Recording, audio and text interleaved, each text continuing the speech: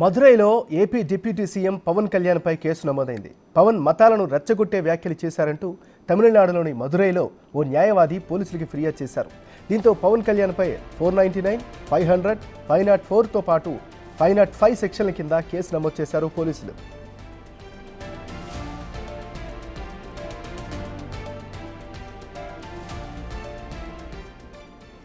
Tirupati Varahi declaration సభలో సనాతన ధర్మం గురించి మాట్లాడిన పవన్ కళ్యాణ్ ఈ సందర్భంగా తమిళనాడు డిప్యూటీ సీఎం ఉదయనిధి స్టాలిన్పై మండిపడ్డారు. సనాతన ధర్మం అంటే వైరస్ వంటిదని, దానిని నాశనం చేస్తారని గతంలో ఉదయనిధి స్టాలిన్ చేసిన వ్యాఖ్యలపై పవన్ సీరియస్ అయ్యారు.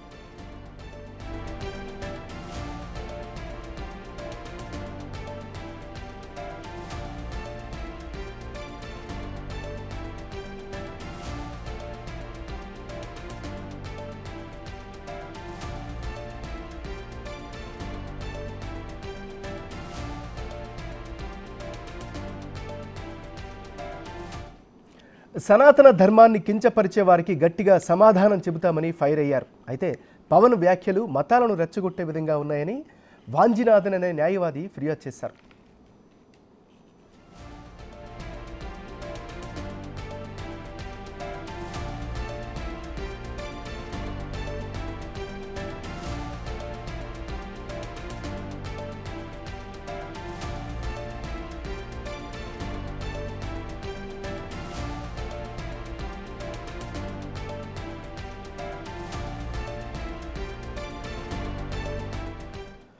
మదురైలో ఏపీ డిప్యూటీ సీఎం పవన్ కళ్యాణ్పై ఫిర్యాదు చేశారు.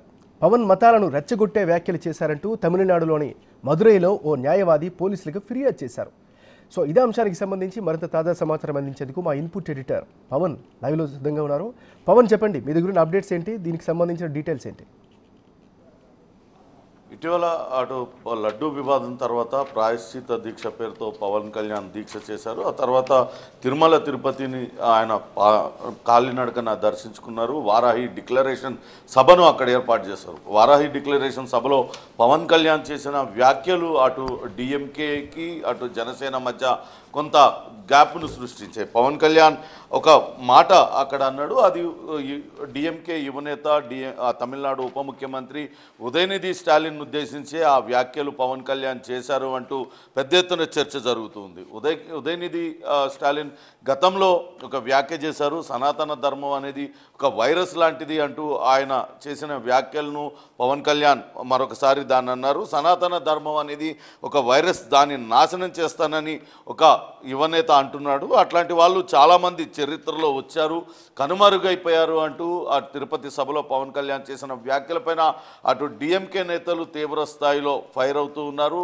అటు యువనేత స్టాలిన్ పైన ఎందుకు అనవసరమైన కామెంట్స్ చేయాల్సి వచ్చిందంటూ అటు పవన్ కళ్యాణ్ మీద డిఎంకే అభిమానులందరూ కూడా ఫైర్ అవుతున్న పరిస్థితి. మరోపక్క అటు పవన్ చేసిన వ్యాఖ్యలకు మాత్రం బీజేపీ గట్టిగా మద్దతు తెలిపింది. సనాతన ధర్మ పరిరక్షణ కోసం పవన్ ఈ వ్యాఖ్యలు చేశాడు అంటూ పవన్ కళ్యాణ్కు సపోర్ట్గా నిలిచారు. కానీ ఈ వ్యాఖ్యలు రెండు వర్గాల మధ్య చిచ్చు పెట్టేవిగా ఉన్నాయంటూ అటు మదురైకి చెందిన వాంజినాథన్ అనే న్యాయవాది మదురై పోలీస్ స్టేషన్లో ఫిర్యాదు చేశారు.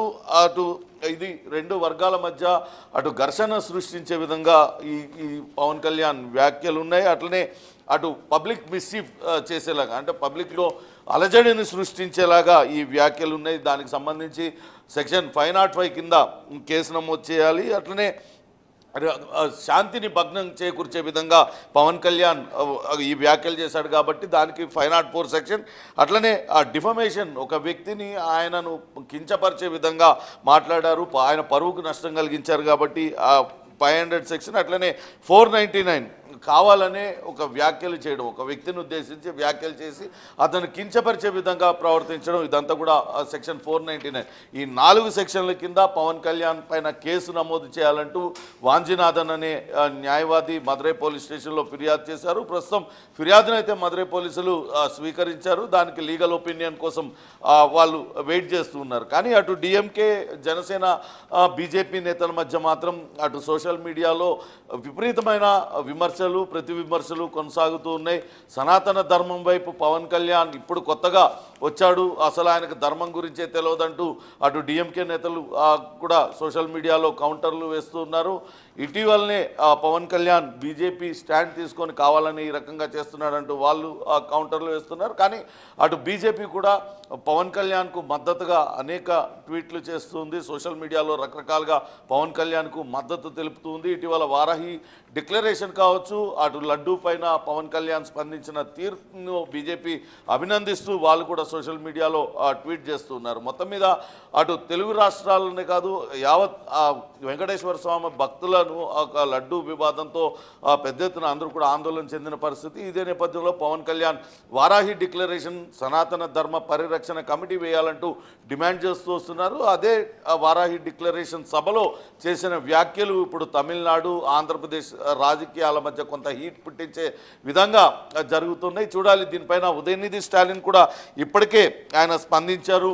వెయిట్ అండ్ సీ అంటూ ఆయన సమాధానం ఇచ్చారు. అంటే ఇది ఆరంభం మాత్రమే, భవిష్యత్తులో చూపిస్తా వెయిట్ అండ్ సీ అనేది ఆయన కూడా ఇచ్చారు. అది హెచ్చరికలా భావించాలా లేకుంటే ఏంటి అనే దానిపైన కూడా కొంత చర్చ జరుగుతున్న పరిస్థితి అయితే ఉంది. ఏమన్నారు? Thank you Pawan.